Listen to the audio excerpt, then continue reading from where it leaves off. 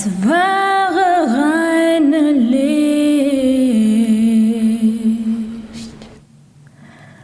Und ohne ihn findest du den Weg nicht.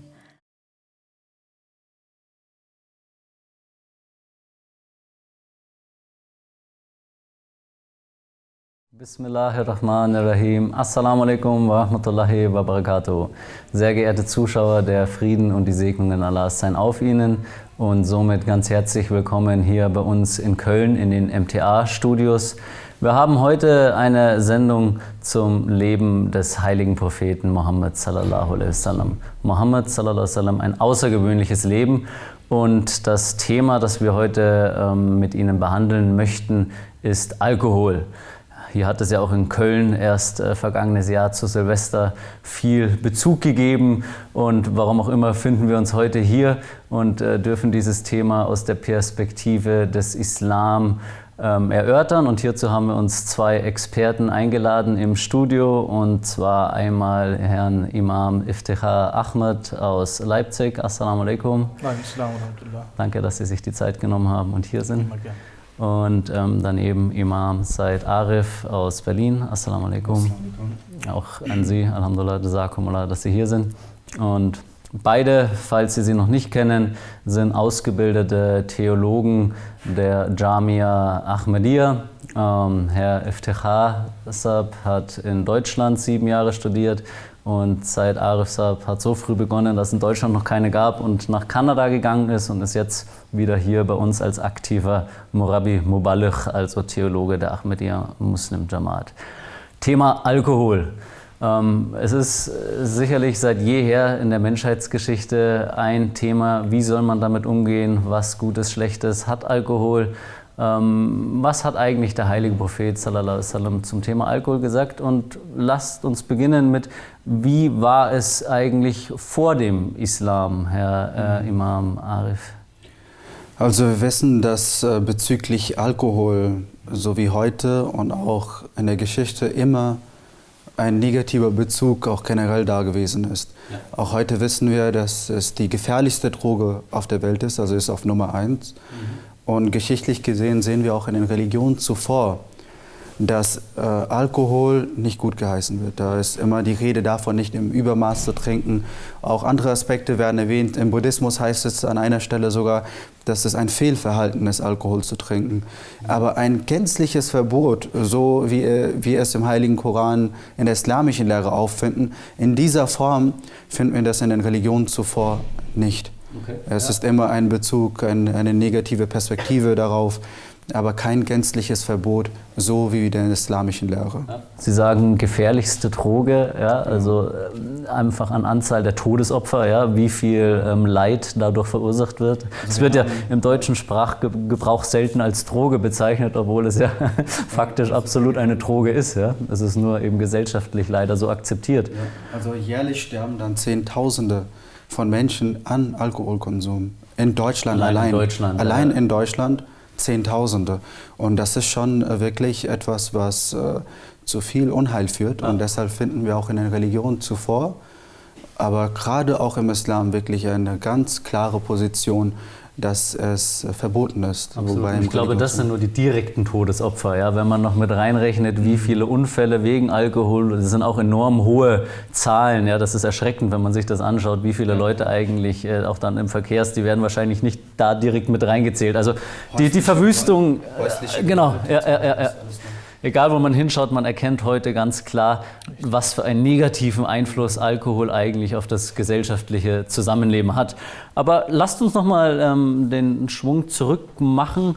Wir halten fest, bevor der heilige Prophet Muhammad sallallahu alaihi wasallam kam und die endgültige Lehre Gottes gebracht hat mit Islam und den Alkohol gänzlich verboten hat. Es war vorher nicht gänzlich verboten, aber natürlich auch nie gut geheißen. Herr Imam Iftikhar Ahmed Sab, wie war dann eigentlich die Entwicklung? Weil der Koran kam ja auch über einen Zeitraum von 23 Jahren. Kam dieses Gebot, Verbot sofort oder war das stückweise?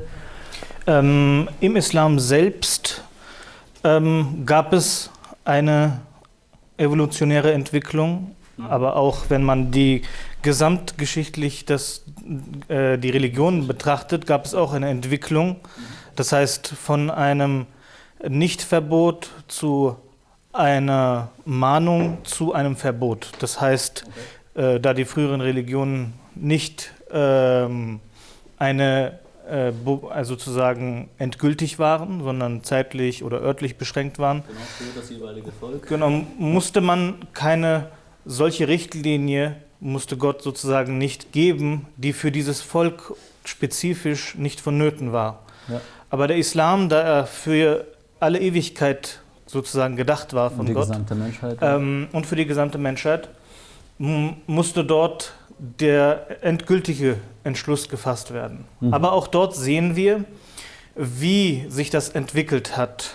Am Anfang gab es kein Verbot. Wir sehen in den vorislamischen arabischen, im arabischen Volk, dass Trinken eine kulturelle Eigenheit der Araber war. Es gab Trinkgelage und gemeinschaftliche Trinkfeiern und so Feste. weiter. Also es war so eine richtige Tugend. Ne? Also Richtig. man sagt ja auch, der am meisten trinken konnte, war der angesehenste. Ja? Richtig. Also in einer solchen Zeit hat der heilige Prophet gelebt, aber er hat ja selbst nie Alkohol getrunken, richtig? Also Allah hat ihn davor bewahrt. Richtig. Und dann kamen aber auch Offenbarungen. Richtig. Die Offenbarungen am Anfang waren sie keiner radikalen oder keiner absoluten Natur, sagen wir. Okay. Es wurde gesagt, in einem Vers im Heiligen Koran heißt es, es gibt im Alkohol Vorteile, aber die Nachteile überwiegen. Okay, das war das Erste, was Allah zum Thema Alkohol offenbart hat? Richtig. Okay. Nach einer Zeit kam dann ein Vers, sozusagen von Gott wurde hinabgesandt auf den Propheten, sallallahu alaihi wasallam, in dem es heißt, La taqrabus salah wa antum sukara. Nahet nicht dem Gebet in einem Zustand der Ohnmacht, in einem Zustand des Rausches. Okay. Ja. Da wurde also explizit im Gebet, für das Gebet, das Trinken verboten. Genau, dann war klar, okay, Alkohol trinken ist noch erlaubt, aber wenn man betet, ist es gänzlich verboten schon. Genau. Und dann kam die nächste Stufe? Nach der Schlacht von Uhud, Ende des 3. Jahres nach der Auswanderung, Anfang 4. Jahres nach der also Auswanderung. 17, 18 Jahre. Ungefähr 16, 17, 18 Jahre nachdem der Prophet sallam, den Anspruch erhoben hat, von Gott gesandt zu sein und den Islam sozusagen ausgerufen hat, kam das gänzliche Verbot, wo es dann im Koran heißt, dass der Alkoholkonsum min amal shaitan ist. Also es ist von der Eigenheit des Teufels. Also es ist die Art und Weise des Teufels.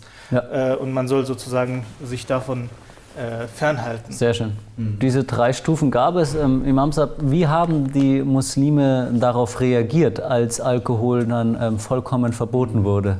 Also das ist ja interessant, dass es, wie Iftikhar Sahib soeben erwähnt hat, dass es nicht sofort ein absolutes Verbot gab, sondern eine Entwicklung. Ja. Und das ist sehr, sehr wichtig, wenn wir uns einfach mal, wenn es uns bewusst werden sollte, wie eigentlich eine Erziehung stattfinden soll. Weil wir wissen, dass der Bezug zu der Selbstverteidigung ist hier sehr ziemlich interessant.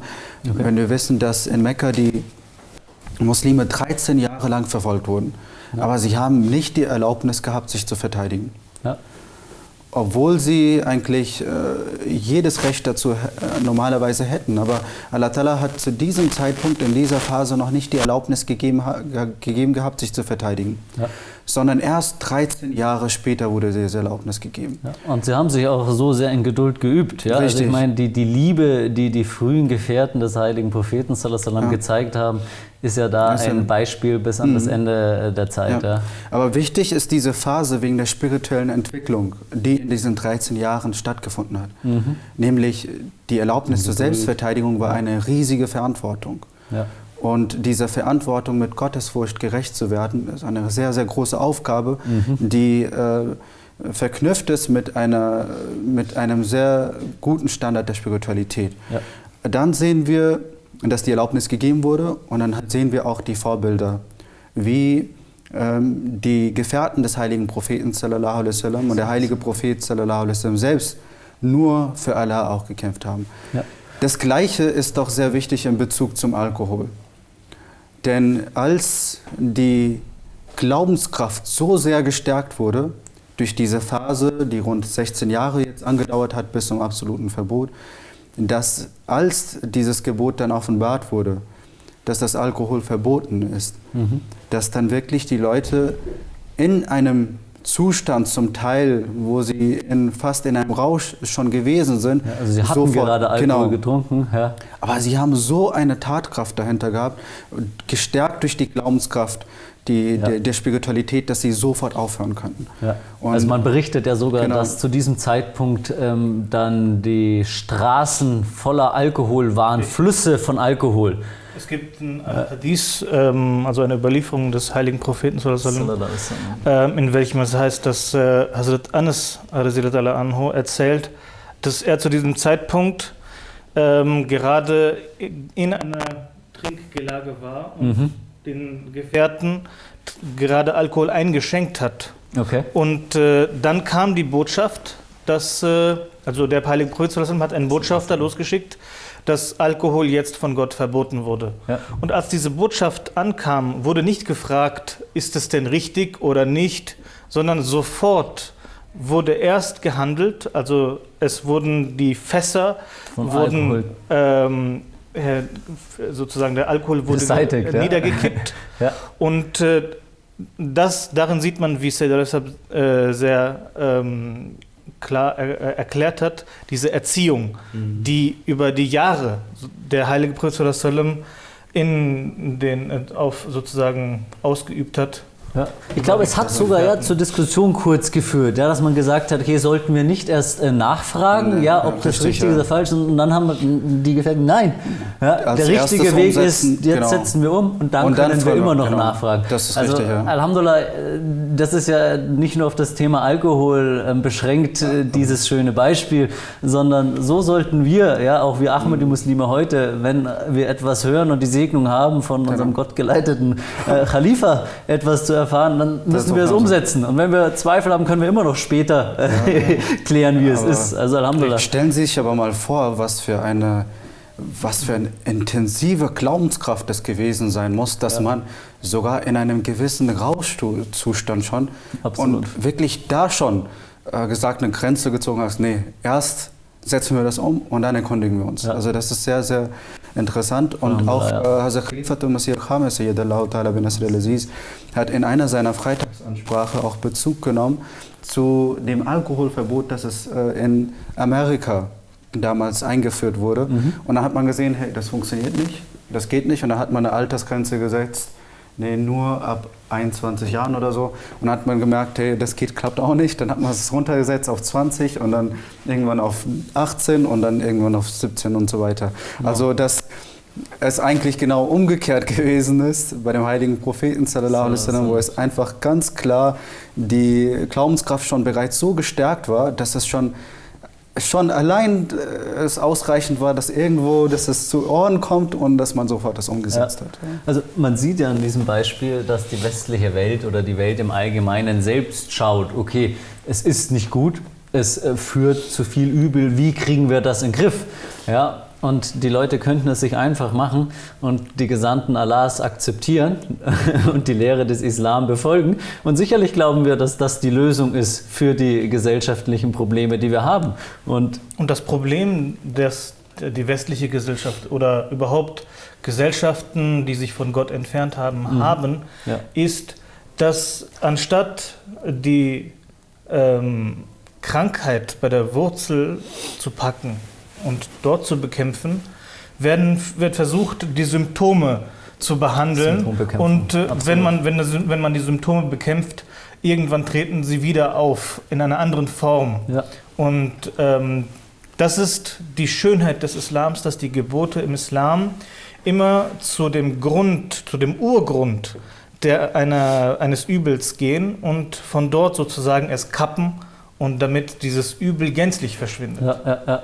Also Alhamdulillah, diese Segnungen, die islamische Lehre zu haben und wie sehr auch man eben, obwohl sie 1400 Jahre alt ist und von einem Analphabeten aus der Wüste Arabiens stammte, sallallahu alaihi wasallam, sie aber genau das, was die ganzen sogenannten gebildeten und weit entwickelten Völker heutzutage, aber in welchen Problemen sie sind, Leitung gibt.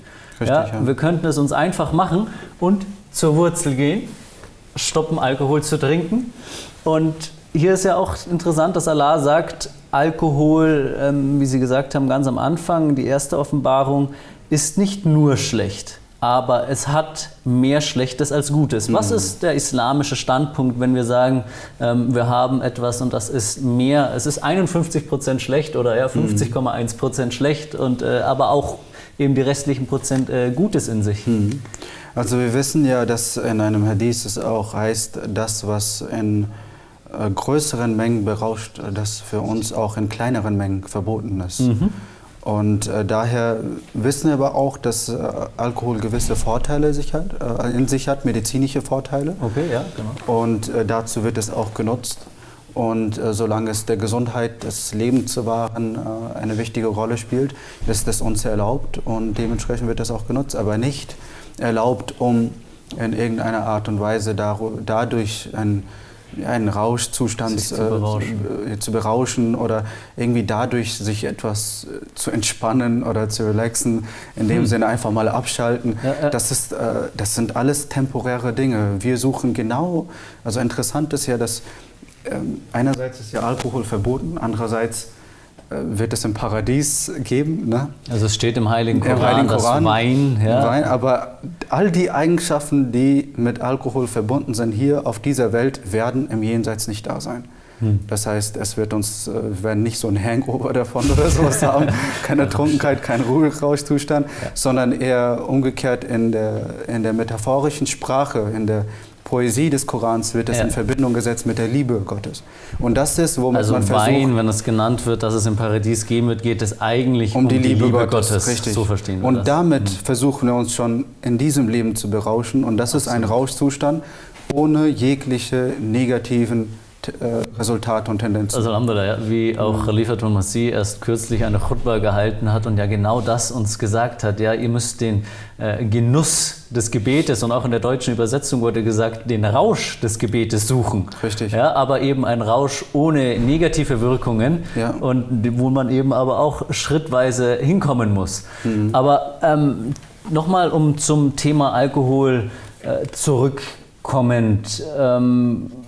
Viele Leute dieser Gesellschaft sagen, ich trinke nicht viel, sondern ich habe das im Griff. Ein Glas Wein sei sogar medizinisch gut für den Magen. Ja, genau, hört man auch immer wieder. Imam Iftikhar Sahab, was ist der Standpunkt der Ahmadiyya-Muslim-Gemeinde zu diesen Aussagen, dass Alkohol man es im Griff haben kann? Das ist ein weit verbreitetes Missverständnis, würde ich sagen, oder auch eine Ausrede, die sich manche zurechtgelegt haben. Denn jeder Alkoholiker, der heute auf dieser Erde wandelt, wird Ihnen versichern, dass er zu Anfang seines Alkoholkonsums genau dasselbe gesagt hat, und zwar, ich habe es im Griff und ich werde sozusagen das nicht übertreiben. Das also kein Alkoholiker hat gesagt bei seinem ersten alkoholischen Getränk, ich möchte als Alkoholiker enden. Ja? Richtig. Und auch bei den anonymen Alkoholikern beispielsweise, was dort wiederholt wird die ganze Zeit, was dort eingeprägt wird, ist, dass das eine Lebenslüge ist, dass man so etwas unter Kontrolle haben könnte. Okay. Ja. Und wir sehen an der Praxis sozusagen, dass diese Ausrede oder dass das eigentlich nur eine Lebenslüge ist oder eine Illusion ist, die man sich macht, um trotzdem noch weiterzumachen. Genau. Auch beispielsweise, wenn man sich Diskussionen anschaut, manche wollen in Deutschland Cannabis legalisieren. Ja, ja. Und wenn diese Leute argumentieren, sagen sie beispielsweise, Alkohol hat diese und diese und diese Nachteile und ist schädlicher sogar als Cannabis in mancher Hinsicht. Mag man jetzt annehmen oder nicht, aber was der springende Punkt ist, dass Cannabis verboten ist aufgrund dieser schädlichen Eigenschaften, und zwar gänzlich. Und es ist unter sozusagen steht unter Strafe. Und Alkohol nicht. Und nur weil es sozusagen vom Volk gebilligt wird und weil das Volk einfach nicht bereit ist, es aufzugeben, wird dort nichts unternommen. Also wir sehen dann einen ungerechten Umgang eigentlich. Aber man sucht, man hat eben selbst diese Lösungen nicht, weil man eben auch den verheißenen Messias als Propheten Gottes dieser Zeit eben nicht akzeptiert und somit sich auch die Segnungen und die Lösungen von Allah fernhält. Und ich finde es auch immer sehr interessant, es geht ja auch gar nicht, weil es mag ja auch sogar Leute geben, jeder kennt den Uropa Rolf, der raucht viel und trinkt und er ist immer noch mit 90 topfit, aber Islam ist ja noch mal viel feiner und sagt, ihr findet im Gedenken Allahs, Sikrillah, Zufriedenheit. Ja. Und wenn jetzt diese Leute Alkohol trinken, sie suchen ja Zufriedenheit, oder? Ja, diesen Rauschzustand versucht man ja zu erreichen. Exakt. Aber interessant ist ja auch im Vorgespräch, wie Sie auch gesagt haben, es geht um die Sache an der Wurzel zu packen. Also die Blicke zum Beispiel, keine lustvollen Blicke in der Bibel. Auf der anderen Seite sagt der Koran, schaut erst gar nicht hin, damit Lust erst gar nicht entsteht. Ja. Genauso ist es auch mit dem Gebot bezüglich dem Alkohol, dass im Islam die Sache an der Wurzel gepackt wird. Ne? Und das ist auch etwas, was sich unterscheidet von anderen Religionen. Außerdem ist ein Merkmal, eine Eigenschaft der islamischen Religion ist es, dass es eine universelle Religion ist, für alle. Und wenn es eine Religion ist für alle, dann ist es gemäß all den Gemütern, die auf der Welt existieren. Und nicht jedes Gemüt wird dann sagen, okay, jetzt hier ist meine Grenze und ich habe jetzt super Selbstkontrolle. Das ist nicht praktikabel, ja? Genau, ist nicht umsetzbar. Woher weiß, selbst wenn es so ist, woher weiß man, wo die eigene Grenze ist? Und auch das islamische Prinzip ist ja nicht, dass Scheitern sich vorstellt und sagt, so, ich verführe dich jetzt und führe dich in die Irre. Ja. Und am Ende hast du nur Leid und Qual, sondern Scheitern erzählt einem, ist nicht so schlimm. Ist ja nur ein Glas Wein, ist ja nur ein Bier und letzten Endes sehen wir ja die Resultate in dieser Gesellschaft. Und würde man alle Argumente, die vorgebracht wurden, um die Gesetze durchzubringen gegen die ganzen Rauschmittel, die verboten sind, auf Alkohol anwenden, würde man zu den gleichen Resultaten kommen. Und zwar, dass der Alkohol genauso dieselben Eigenschaften hat wie die anderen Rauschmittel und diese negativen Resultate dabei rauskommen. Ja, also wir sehen diese tiefe Weisheit, die uns der heilige Prophet Muhammad sallallahu alaihi wasallam schon vor 1400 Jahren gelehrt hat, indem er Rauschmittel gänzlich untersagt hat, uns aber mit dem Gebet eine Tür aufgestoßen hat, einen wahren Rausch zu erfahren, den Genuss des Gebetes zu kommen.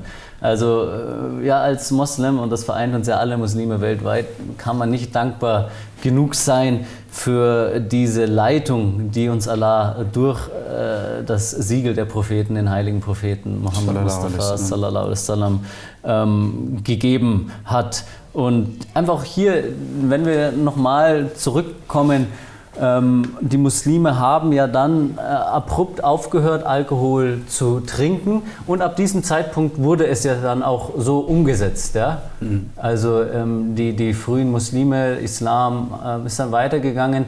Gab es auch damals schon Fragestellungen eigentlich wie andere Räusche und so? Sind Menschen, die dann Islam gesucht haben, damit auch zum heiligen Propheten gekommen, sallallahu alaihi wasallam? Also wir haben ja diese Überlieferung, die ich zuvor erwähnt habe, all das, was in größeren Mengen berauscht, ist auch in kleineren Mengen verboten. Ja. Deshalb sind alle möglichen Rauschmittel sind uns nicht erlaubt und wir halten uns davon fern. Es ist genau dieser Gedanke, warum Zufriedenheit suchen in Dingen, die nur uns temporär eventuell zufriedenstellen können und danach man wirklich in der Realität wieder zurückkehrt. Wir suchen unseren Rausch in der Beziehung zu Allah, und das ist eine eine Leidenschaft basierend auf der Liebe, die sich immer endlos ist und weiterentwickelt. Anhält und keine anhält. Illusion Genau. ist, die einen letzten Genau, Endes richtig. dann verführt. Auch das, wenn man in die lexikalische Diskussion des Wortes Khamr geht, das so im Heiligen Koran benutzt wird, wo das Verbot besprochen wird, stößt man auf Erklärungen und Übersetzungen, wo es heißt, dass alles, was die Sinne berauscht, mit Khamr gemeint ist. Das heißt also, alle Rauschmittel, jegliche, sind sozusagen in diesem Gebot schon mit eingeschlossen. Ja, und sind eben mit dem Kommen des heiligen Propheten sallallahu alaihi wasallam, wie Alhamdulillah sehr ausführlich von Ihnen beschrieben, gänzlich untersagt. Und wie der verheißene Messias schon gesagt hat, ja, Islam ist so wie so eine Hülsenfrucht, ja, und am Anfang mag es vielleicht etwas hart sein, durch der Schale, ja, durch diese Schale durchzukommen, aber wenn man diese wahre Frucht dann mal erlangt und schmeckt, ist sie süßer als alles andere. Ja, also diese kurzfristigen Verführungen, die durch welche Art von Drogen, Rauschmitteln den Menschen dieser Gesellschaft angeboten werden, sind eben nicht langfristig und letzten Endes führen sie leider zu viel Unheil. Und das ist das, was wir, die Ahmadiyya Muslim Jamaat, nicht wollen, sondern wir wollen die Menschen zu Gott führen. Der verheißene Messias ist gekommen, um heute wieder eine lebendige Beziehung zu Allah aufzubauen, wie Sie gesagt haben, um in diesen Genuss des Gebetes zu kommen, den lebendigen Gott zu erfahren. Und wir sind jetzt auch schon fast am Ende der Sendung angekommen. Ist noch irgendein Punkt da, den Sie den Zuschauern mitteilen möchten? Also ein Punkt ist noch interessant bezüglich des Verhaltens der Muslime in Bezug zu den verschiedenen Verboten. Es fällt auf, hier und dort wird auch ab und zu gefragt, wie kommt es, dass Muslime, wenn es auf Schweinefleisch ankommt, sagen, auf keinen Fall, Schweinefleisch ist uns laut. Und dabei haben sie gerade eine Flasche Alkohol in der Hand. Also, dass einerseits ein Gebot wirklich strikt befolgt wird und andererseits, was Alkohol betrifft, man sagt, okay, aufgrund von irgendwelchen Argumentationslinien, ja, das ist nicht so schlimm wie Schweinefleisch oder so. Hierzu ist ganz klar und deutlich, zum einen das Zitat des verheißenen Messias, dass jedes einzelne Gebot wichtig ist zur Umsetzung. Jemand, der ein Gebot nicht umsetzt, er schließt mit seinen eigenen Händen die Türen der Erlösung zu. Das eines. Und der zweite Punkt dazu ist, wenn wir selbst anfangen zu definieren, welches Gebot wichtig ist und welches nicht wichtig ist, wer gibt uns diese Autorität? Wer gibt uns das Recht? Jedes einzelne Gebot des Heiligen Korans ist für uns wichtig und genauso auch der Verbot von Alkohol. Aber wichtig ist, dass wir auch von den heiligen Propheten sallallahu alaihi wasallam lernen, dass wenn jemand dieses Problem haben sollte, dass wir an seiner Glaubenskraft arbeiten und dann parallel dazu versuchen, dem Bruder auch zu helfen, um von Alkohol dann wegzukommen, so dass er dann halt auch dieser Sucht, die er verfallen ist, dann eventuell loslassen kann. Also wir sollten die gleiche Vorgehensweise uns aneignen, die des heiligen Propheten sallallahu alaihi wasallam. Amin, inshallah. Was für ein schönes Schlusswort für diese Sendung. Ich darf mich ganz herzlich bedanken, dass ihr euch die Zeit genommen habt, hierher zu kommen und so schön über das Thema Alkohol zu berichten. Und ja, hoffen wir, beten wir, mögen wir alle im Gehorsam zu Khalifatul Masih wirklich voranschreiten und eben die Menschheit vor diesem Übel befreien und ihnen eben eine Alternative aufzuzeigen. Ja, das ist ja auch diese schöne Sache im Islam. Islam sagt nicht, es ist verboten und gibt keine Alternative. Und ich kann auch aus meiner eigenen Erfahrung als Konvertit sagen, Islam sagt, okay, das ist nicht gut für dich aus diesen und jenen Gründen und dann gibt es aber eine Alternative. Heißt, zu Alkohol gibt es die Alternative des wahren Rausches, nämlich den des Gebetes. Und der ist langanhaltend und wahr und wird einem in diesem Leben wie im nächsten Leben weiterbringen. Ja. Also in diesem Sinne nochmal Alhamdulillah, Jazakumullah, liebe Zuschauer. Ich hoffe, dass für Sie auch einige interessante Aspekte in dieser Diskussion dabei waren. Sie können sich natürlich auf unserer Homepage www.ahmadiyya.de nochmal ausführlicher dazu beschäftigen.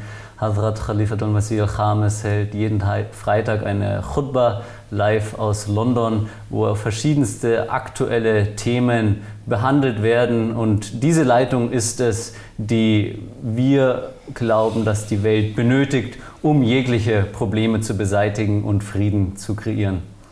Ich danke Ihnen ganz herzlich für Ihre Zeit und inshallah bis zum nächsten Mal. Assalamu alaikum wa rahmatullahi wa barakatuh. Assalamu alaikum.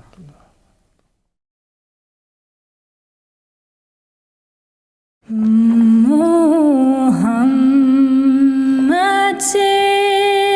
ist das wahre reine Licht